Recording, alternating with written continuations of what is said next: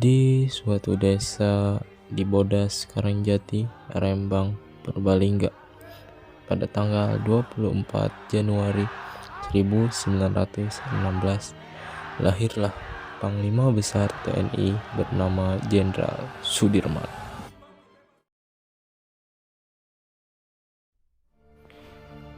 Ayahnya bernama Karsid Kartawiraji dan ibunya bernama Siem. Jenderal Sudirman lebih banyak tinggal bersama pamannya yang bernama Raden Cokrosoenaryo yang merupakan seorang camat setelah diadopsi.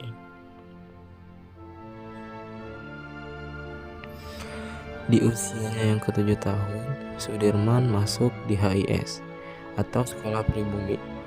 Ia kemudian pindah ke sekolah milik Taman Siswa pada tahun ke-7-nya bersekolah.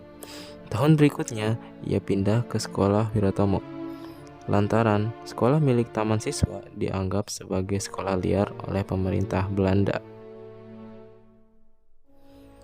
Di tahun 1934, pamannya wafat. Hal ini menjadi pukulan berat bagi Sudirman. Ia dan keluarganya jatuh miskin. Meskipun begitu, ia diperbolehkan tetap bersekolah tanpa membayar uang sekolah hingga ia tamat. Setelah lulus, ia kembali belajar di sekolah khusus calon guru milik Muhammadiyah pada zaman Hindia Belanda. Namun ia berhenti karena kekurangan biaya. Sudirman kembali ke Cilacap dan mulai mengajar di sekolah dasar Muhammadiyah.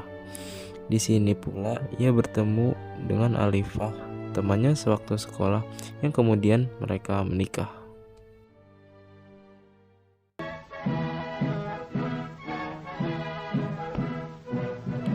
Ketika pendudukan Jepang, ia masuk Tentara Pembela Tanah Air (PETA) di Bogor. Yang begitu tamat pendidikan langsung menjadi komandan batalion di Kroya. Menjadi Panglima Divisi 5 Banyumas sesudah TKR terbentuk, dan akhirnya terpilih menjadi Panglima Angkatan Perang Republik Indonesia.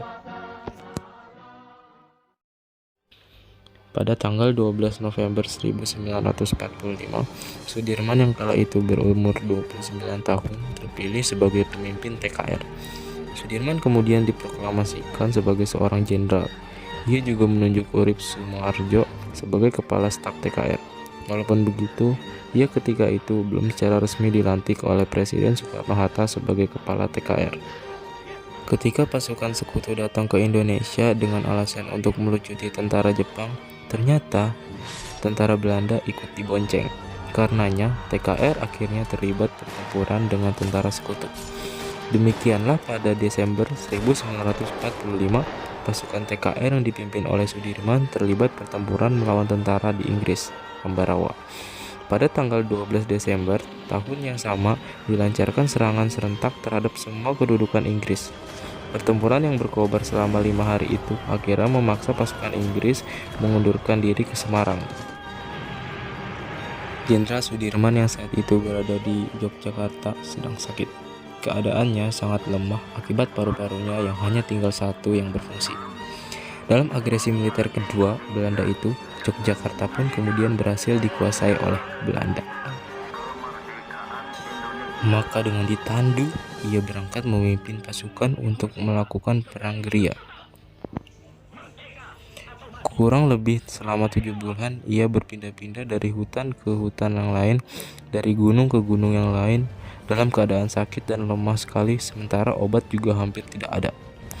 Tapi kepada pasukannya, ia selalu memberi semangat dan petunjuk seakan-akan dirinya sendiri tidak merasakan penyakitnya.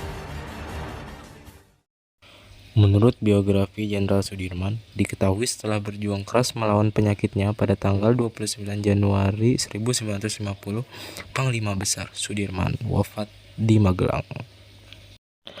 Pemakamannya ke Yogyakarta diiringi oleh 4 tank serta 80 kendaraan